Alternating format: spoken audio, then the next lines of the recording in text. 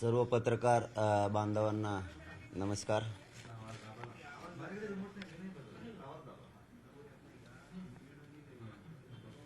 आपण महाराष्ट्रातल्या मराठा समाजाच्या पुन्हा एकदा गाठी भेटी घेण्यासाठी आपण हा दौरा सुरू करतोय।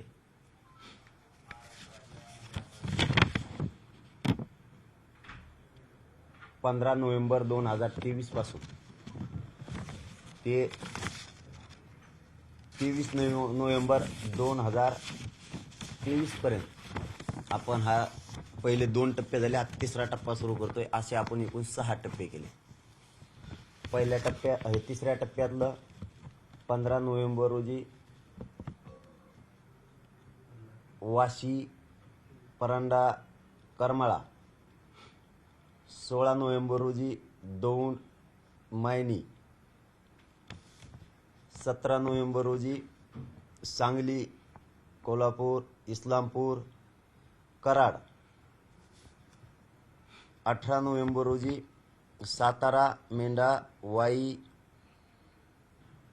रायगड, 19 नोव्हेंबर रोजी रायगड दर्शन, रायगड ते पाचाड, महाड दर्शन,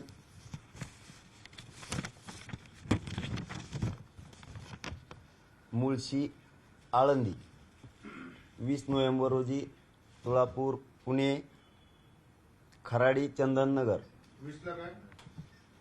20ला आळंदी, तुळापूर, पुणे, खराडी, चंदननगर, खालापूर म्हणजे कोकणमध्ये, कल्याण, 21 नोव्हेंबर रोजी ठाणे, पालघर, नाशिक, त्र्यंबकेश्वर, 22 नोव्हेंबर रोजी विश्रांतगड, संगमनेर, श्रीरामपूर, 23 नोव्हेंबर रोजी नेवासा, शेवगाव, बोदेगाव, अवमापूर, धोंडराई आणि परत अंतरवाई। हे तिसऱ्या टप्प्यातलं आहे। आपण चौथ्या टप्प्यात विदर्भ, राहिलेला मराठवाडा आणि कोकण असे 6 टप्प्यात आपण पुन्हा एकदा घेतोय। आज तिसऱ्या टप्प्यातला हा आपला दौरा आजपासून फायनल झाला। याचबरोबर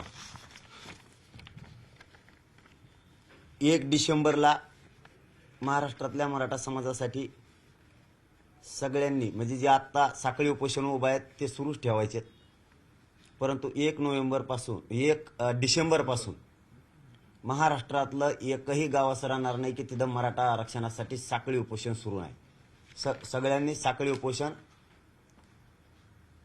सुरू करण्याची तयारी आतापासून करायची।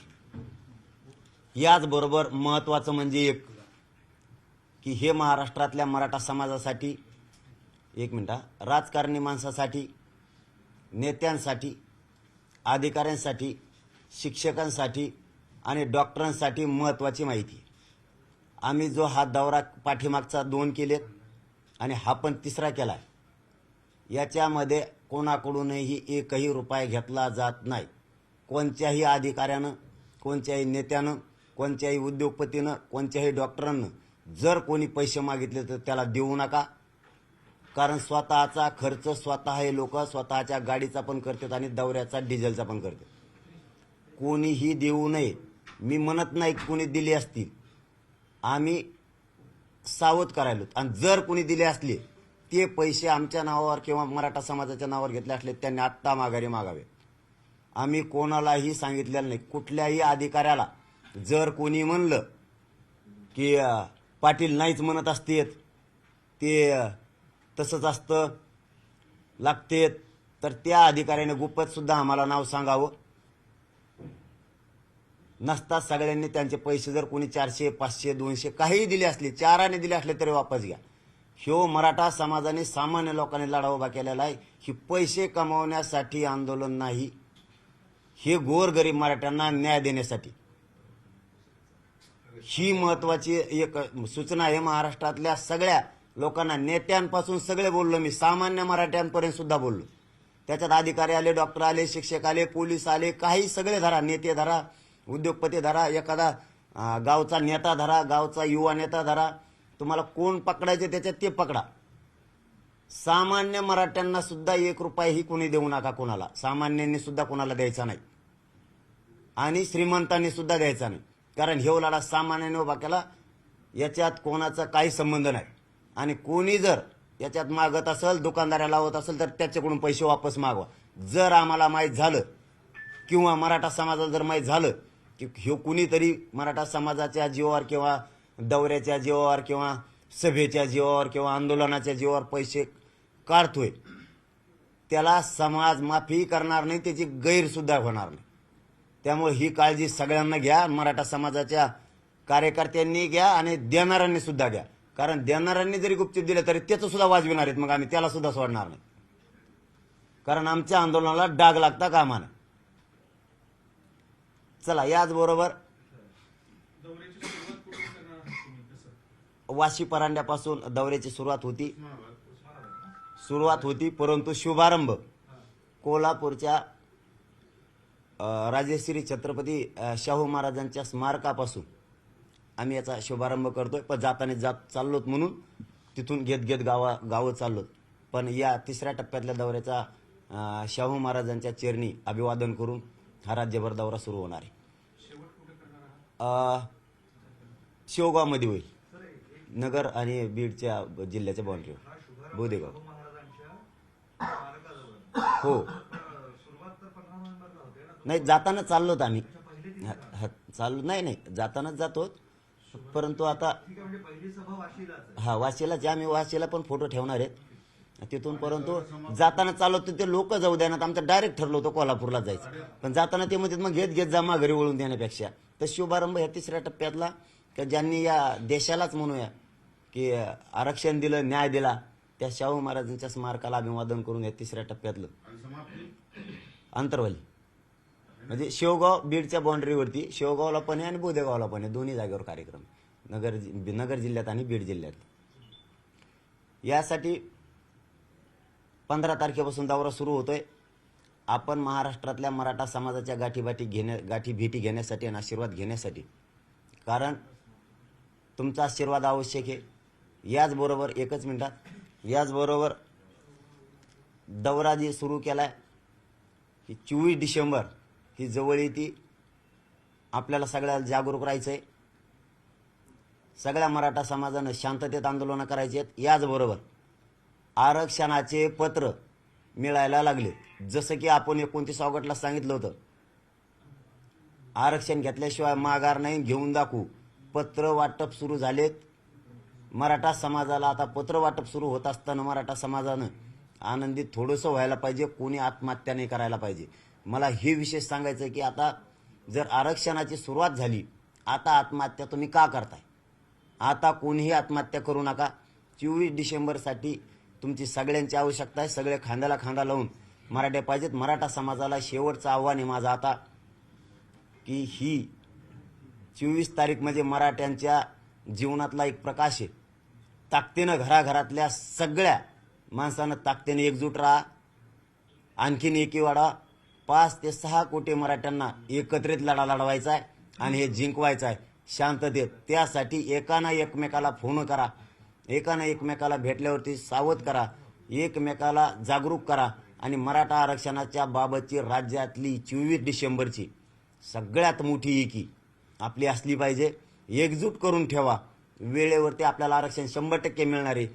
जर त्यांनी मागं पुढं केलं तर आपल्याला सज्ज राहायचंय. आपली सुद्धा कसोटी आहे. आपल्या लेकरांबाळांसाठी सगळ्या क्षेत्रातले, शैक्षणिक क्षेत्रातले, शेतकरी, सगळ्या मराठा बांधव जेवढ्या क्षेत्रात मराठा समाज आहे त्या सगळ्या क्षेत्रातल्या श्रीमंतापासून गरिबांपर्यंत सगळ्यांनी एकजूट करा आणि सावध राहा. मतभेद होऊ देऊ नका. कोणी मतभेद करायचा प्रयत्न केला त्याला हात जोडून मत सांगा. मतभेद करू नको. धन्यवाद. मुख्यमंत्र्यांच्या आरक्षणावर बोलताना एक विधान असं होतं की मराठ्यांना सरसकट कुणबी प्रमाणपत्र ही अफवा आहे. नाही, त्याच्यावर 24 ला बोलू.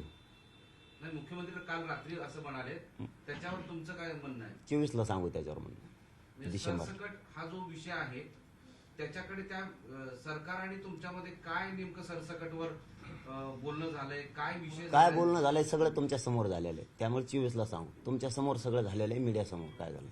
त्यामुळे आज त्याच्यावर नाही बोलायचं आम्हाला. कुणबी जे प्रमाणपत्र दिले जात आहेत ते पेनाने लिहून दिले जात आहेत, अशा पद्धतीचं आरोप शेंडगेंनी केलेला आहे. मग आता पेनाने नाही त्याच्यात खडून लिहून देते का?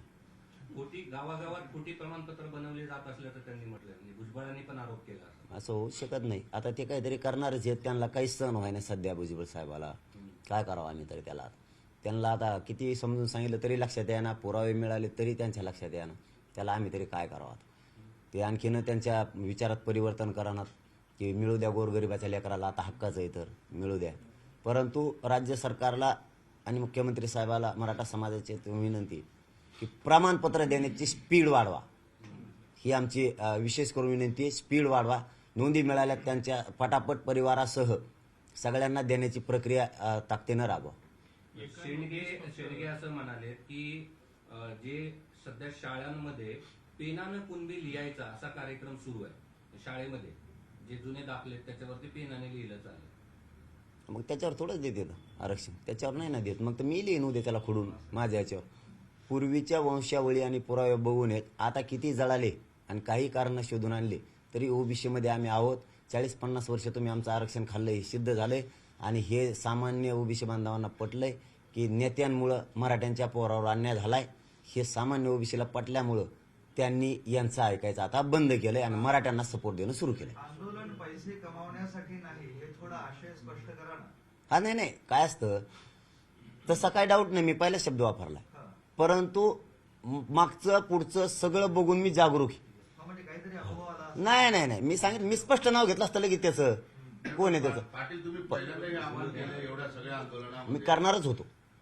मी याला करणार होतो आपल्या अंतरवली गेल्याच्या नंतर दौरा सुरू होताना. कारण मागचं पुढचं मी लक्षात घेतलंय. मी काय 50 वर्षाचं सुद्धा लक्षात घेतलेलं आहे, आंदोलन कसे झालेत काय झालेत. याच्यानंतर परत असं लक्षात घेतलेलं आहे की कोणाचं मोठं आहे, कसं आहे, बारीक आहे, का कसं गेलं, काय यशस्वी झालं, याचा सगळा अभ्यास करून छत्रपती शिवाजी महाराजांच्या स्वराज्याचा विचार मी या आंदोलनाला जोडलेला आहे. गनिमे आवश्यक एकच मिनिट हे जोडलेलं आहे.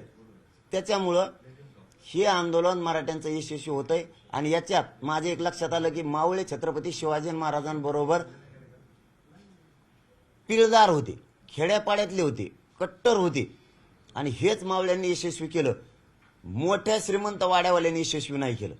म्हणून आमच्यात याच्यात आंदोलन सुद्धा सामान्य उतरलेलं आहे. मी सावध काय केलं त्या प्रश्नाचं 1 मिनिटात उत्तर देतो की कोणी या नावाखाली समाज बदनाम होऊ नये. माझा समाजाचा कार्यक्रम आहे, मराठ्याचा कार्यक्रम आहे, द्या कोणी पैसे देता का, कोणी 500 द्या, कोणी 1000 द्या, गाड्याला डिझेलच लागतं किंवा सभेला पैसेच लागतात किंवा मोर्चाला पैसेच लागतात किंवा रास्ता रोकोला पैसेच लागतात, इकडे तिकडे हिंडायला पैसे लागतात, बोर्डाला लागतात असं म्हणत असते. मी ते ऐकू आहे म्हणून सावध करून टाकलं सगळ्याला. अधिकाऱ्यांना सावध केलं, डॉक्टरांना सावध केलं, शिक्षकाला केलं, नेत्यांना केलं, राजकारण्यांना केलं, मराठ्यांना केलं, सामान्य शेतकऱ्यांना सगळ्या सावध केलं. कोणाला रुपये फेपाय द्यायची गरज नाही अजिबात. सगळे पोर आपण आपलं डिझेल टाकतात, जेवणाची व्यवस्था ते बिचारे तिथले आहेत ते आयोजक करतात आणि मग पैसे कसे. त्यामुळे देऊ नका हे सांगतोय मी. दिले तर तुमच्या माघारी घ्या. मराठा समाजाला बदनाम करू शकतं कोणी, दुकानदाऱ्या इथं नाही. दुसरा प्रश्न असा आहे की मराठा आरक्षणाचा पोपट मेलाय असं प्रकाश शेंडगे बोलले. आता मेलाय का त्यांना काय, आता काय उत्तर द्यावं त्याचं. मेलाय का जीवन त्यांना दिसा नाही. किती ताकदीनं पळा लागला पोपटाचा पारा हे झाला ना भाऊ, वाघ लागला पळायला ते कुंकडे बी काय का पाहन देतो का.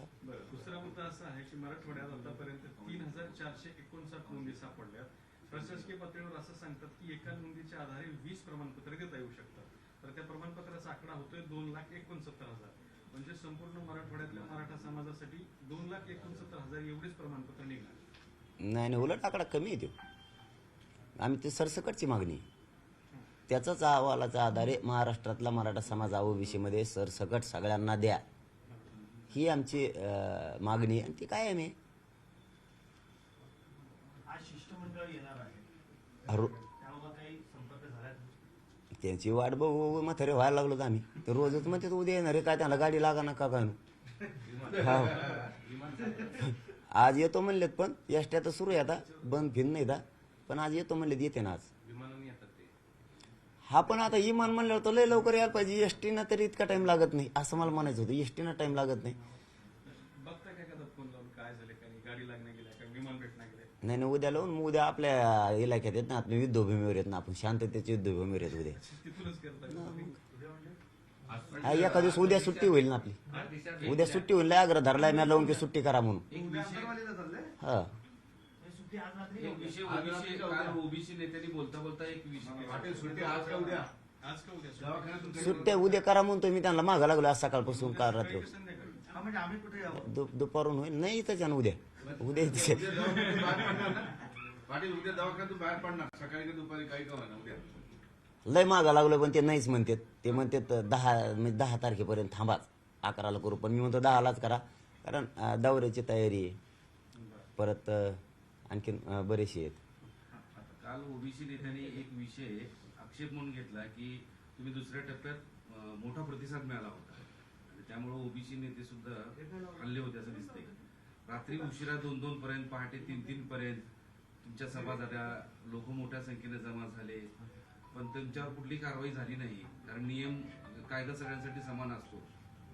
रात्री 10 नंतर सभा होतात, सरकार परवानगी देतं, असं सगळं ते विषय झालं.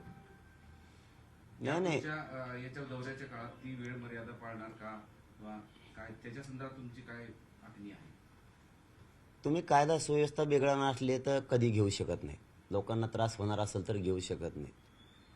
लोकशाही शांततेत तुम्ही कधीही घ्या, फक्त लोकशाहीचा भंग करू नका. लोकांना भेटायला रात्र काय आणि दिवस काय, भेटायला कायच हरकत नाही. गाठी भेटी येते. गाठी भेटी का घेऊ नये? रात्रंदिवस दिवसात घेतल्या पाहिजेत आणि रातची कोणाच्या दारात जाऊ नका. असं थोडं आहे. मी दर्शन घ्यायला जातोय, संख्येनं जमते ही फक्त ठीक आहे, पण गाठी भेटी आहे सगळीकडं. पण त्याचं कार्यक्रमात रूपांतर होतंय. आम्ही काय हे करत नाहीयेत. कायद्याला मात्र आधीन राहून करतो, कायद्याचा मान सन्मान करून करतो, लोकशाहीचा सन्मान करून करतो. त्यामुळे ते कशाला कारवाई करते? आणि आम्ही काय वाईट करायला होतो? आम्ही थोडंच उद्रेक भडकायला होत का काय? एवढंच येत की रात्रभर लोकांना जागायला लागतं, आम्हालाही जागायला लागतं, पण चांगलं काम करतो. उलची पोलीस बांधवाला आमचा त्रास होतो रात्रभर जागायला, एवढाच. नसतं आम्ही काय वाईट करतोय? फक्त भेटतोय, सांगतोय आणि एका लेकरांच्या आणि एका समाजाचा जीवनाचा प्रवास चांगला व्हावा हे सांगायला जातो. याच्यात रात्रंदिवस काय अडवायची गरज आहे? त्याच्यात काय कारवाई करायची गरज? सुप्रीम कोर्टाचा नियम आहे की रात्री 10 नंतर सभा घेऊ नये, माईक लावू नये, मंदिराला पण आहे, मस्जिदीला पण आहे त्याचं बंधन. पण आमचा त्रासच काय आहे बाबा? सभा कशा काय होतात 10 नंतर, असा त्यांचा आक्षेप आहे. त्यांचं आता काय आहे? आता काय कारण काढावं म्हणून पोटदुखी, त्याच्यात तरी नका येऊन देऊ. आरक्षणात आत्ता पोत होती 40 वर्ष आमचं खाल्लं. आता आमचं आम्हाला मिळालं. आता या आम्हाला कमीत कमी लोकांना तरी भेटून द्या ना. का राज्यात कब्जा तुम्हाला मारायचा काय सगळा जाता? भेटून द्यायचं नाही आम्हाला. काय कार्यक्रम घेऊन द्यायचं नाही, घेऊन द्या ना. आमचा त्रास नाही कोणाला. त्रास असेल तर थांबवा ना. एवढी पोटजळी नका होऊन देऊ. पाटील, काही दिवसांपूर्वी मुख्यमंत्र्यांची सुद्धा पहाटे सभा झालेल्या आहेत, त्यांची सुद्धा मिरवणुका झालेल्या आहेत. जमलं. हा मग काय आता? मग आम्हीच काय केलं गोरगरिबांनी? नाही बरं झालं ना. मग उत्तर आम्हाला मिळालं नाही इथंच. आम्ही गरिबांनी काय केलं? पाठ काय होत नाही, पाठ काही होतंय. काही वेळापूर्वी एक महत्वाचा मुद्दा असा आहे की आता शिष्टमंडळ अजून आलेलं नाही. शिष्टमंडळाने तुम्हाला पत्र दिलेलं नाही. ते आज येईल का उद्या येईल ह्याची कल्पना नाही. मात्र धनंजय मुंडे ज्या दिवशी तुम्हाला उपोषण सोडायला आले होते, त्या दिवशी ते असं बोलत होते की जर हे सगळं मी म्हणल्यासारखं नाही झालं तर मी राजीनामा देईल, असं काहीतरी ते बोलले होते आणि त्यांचं ते वाक्य कानावर आलं पाटील. लय कान बेकार असते रे बाबा तुमचे. तुम्ही लय पक्क ऐकतात. हा, ते चर्चा दरम्यान ते काय म्हणले होते की हे आपण आता लिहून घेतलंय सगळं, याप्रमाणे सगळं होणार. पहिली सही मी करतो, बच्चू भाऊ करते आणि आम्ही सगळे त्याच्यावरती सह्या करतो. ते आपल्याला जे टाइम बनणार आहे त्याच्यावरती 24 तारखेपर्यंत बी होईल, काळजी करू नका. नाही झालं तर मी राजीनामा देईन, असं ते म्हणले होते. म्हणजे धनंजय मुंडे राजीनामा देणार जर तुम्ही म्हणजे- मराठा आरक्षणासाठी. मी काय म्हणू? नाही, ते- तेच मनाने म्हणले.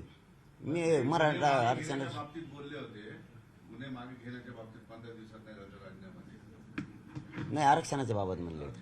हा, आणि 15 दिवसात गुन्हे सुद्धा मागे घेऊ असं ते म्हणले होते. आणि 24 डिसेंबरपर्यंत महाराष्ट्रातले सगळे गुन्हे असं ते म्हणले होते. आणि ते मराठ्याकडून राहतील 100%. शेवटपर्यंत. 2 महिन्याचा जर आपण इतिहास पाहिला तुम्हाला खेळवताना दिसत आहेत. आत्ताच 3 दिवसापासून येतो म्हणून शिष्टमंडळ येत नाही, 40 दिवसाचा तुमची डेडलाईन पाळली जात नाही. त्याचबरोबर तुम्ही 2 दिवस मुख्यमंत्र्याची वाट पाहता, ते येत नाही. आता एकत्रित ही सर्व परिस्थिती आहे. आणि ते काय घुमीत येतं आम्हाला, पण आम्हाला मग लेखीची गरज नाही. मग एकदा मीडिया समोर झालेलं आहे, मराठ्यांना ऐकलेलं आहे, मराठी मग आम्ही लई कलाकार मराठी आहेत. मग आम्हाला फसिल्यावर आमच्याजवळ असं राही त्यांचं. आता काय असतं माहिती आहे का, जाऊ द्या आता ही मला निघताना शब्द द्यायचा होता, आमच्याजवळ सुद्धा शांततेचं ब्रह्मास्त्र आहे. हा शेवटचं मग 24 डिसेंबरचं मराठ्यांचं ब्रह्मास्त्र काढायला लावू नका दादा हो. हा आणि असे काय कागदाने आम्हाला काही होत नाही. 24 डिसेंबर मराठ्याच्या डोक्यात फिट आहे. 24ला कायदा पारित होऊन मराठ्यांना आरक्षण मिळणार आहे. या अहवालाच्या आधारावर तुम्ही नाही बी लेखी दिलं तरी आमच्या मराठ्यांच्या डोक्यात लेखी फिट झालेले. आम्हाला मराठ्यांचं शांततेचं ब्रह्मास्त्र काढायला लावू नका. हिंगोलीमध्ये धन्यवाद. काही वेळापूर्वी एका युवकाने आत्महत्या केली, तरुणाने आत्महत्या केली. तुम्ही सातत्यानं आवाहन करीत आहात. आता या घडीलाही तीच गरज वाटते महाराष्ट्राच्या तरुणांसोबत हे आवाहन करण्याची. तुम्ही काय करता? मी हात जोडून सांगतो मराठा बांधवांना पुन्हा एकदा, प्रमाणपत्र मिळायला लागले. जिल्ह्यात कक्ष उभा राहिले. किमान आता विचारात परिवर्तन करा. आत्महत्या करू नका. ते सर्टिफिकेट, ते आरक्षण घ्यायला तुम्ही पाहिजेत. तुम्ही येत नसाल तर त्याचा उपयोग नाही. मी वेळोवेळी तुम्हाला हात जोडतोय, यानंतर एकही आत्महत्या करू नका. आरक्षणासाठी आत्महत्या करतायत. आरक्षणाची प्रक्रिया सुरू झाली 24 डिसेंबरपर्यंत किंवा त्याच्यानंतर 1 दिवसात. अहवाल जर 24ला दिला तर 1-2 दिवसात मराठ्यांना महाराष्ट्रभर आरक्षण मिळतंय. माझ्या खांद्याला खांदा लावून लढायला राहा, ही तुम्हाला हात जोडून विनंती. कोणीही आत्महत्या करू नका. हिंदी सवाल है, छगन भुजबल जी बार बार मराठा आंदोलन की तरफ बात करते हैं, तो आप कैसे चलते? नहीं, वो तो मराठा आरक्षण के खिलाफ ही है, मराठा समाज के खिलाफ ही है. वो मराठों का अच्छा होना चाहते ही नहीं. पहले से ही उनको क्या हो गया मालूम नहीं, लेकिन हमको लगा था कि वो उनके विचार में परिवर्तन करेंगे और मराठों के बच्चे के पीछे रहेंगे. लेकिन उनको आखिरी दम तक बदलना नहीं चाहते. उनको पुण्य के पारडे में आना ही नहीं चाहते हो, क्योंकि इतना द्वेष मराठों का क्यों करते हमको मालूम नहीं. लेकिन वो अच्छा नहीं, उनके सेहत के लिए अच्छा नहीं और जीवन के लिए भी अच्छा. आप आपका दौरा फिर से शुरू करने वाले हैं? हाँ, 15 नवंबर से 23 नवंबर तक मराठवाड़ा, पश्चिम महाराष्ट्र, कोकण, खानदेश, विदर्भ और फिर मराठवाड़ा, ये हम कर रहे हैं. आगे विदर्भ, फिर मराठवाड़ा और पश्चिम महाराष्ट्र, और ये चौथे टप्पे में और 5वें टप्पे में हम कोकण, मुंबई और उर्वरित मराठवाड़ा और पश्चिम महाराष्ट्र, ये सभी 6 टप्पे में लेने वाले हैं. पूरा महाराष्ट्र ये गट्ठा इस बार होगा और मराठों का भव्य रूप फिर से रिजर्वेशन के लिए खड़ा हो जाएगा. लेकिन हमको आशा है कि सरकार 24 दिसंबर तक मराठों को रिजर्वेशन जरूर देगी.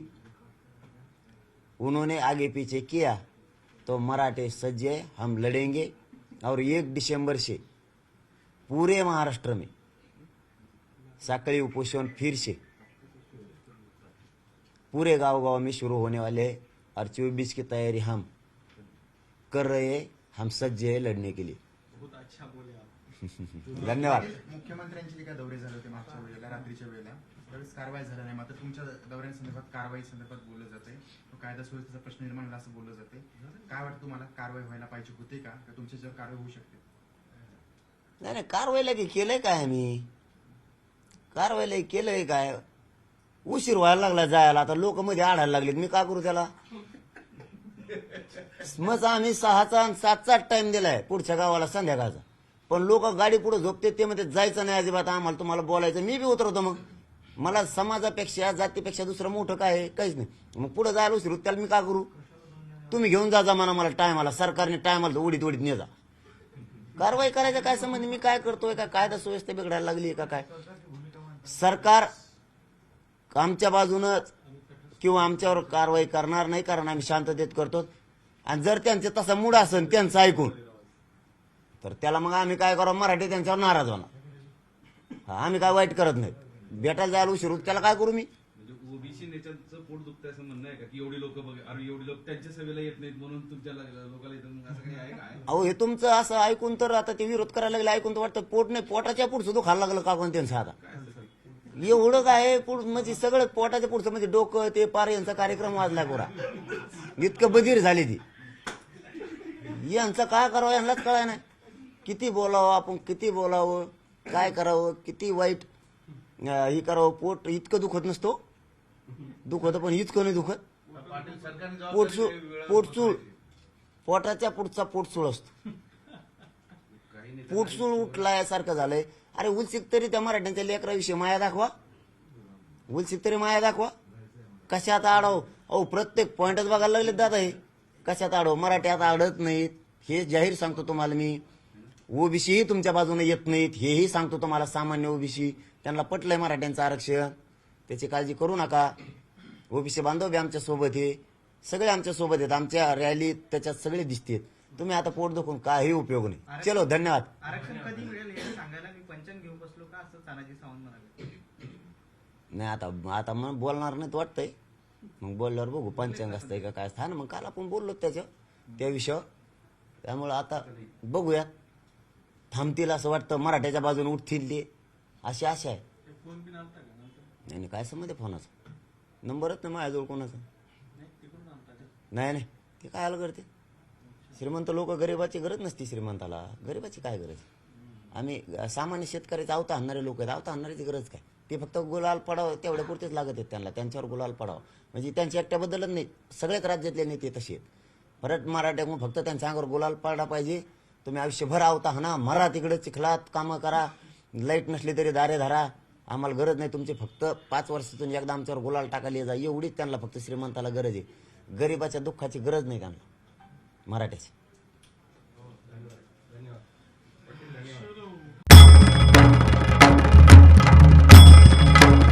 भंडाऱ्याची उधळण म्हणजे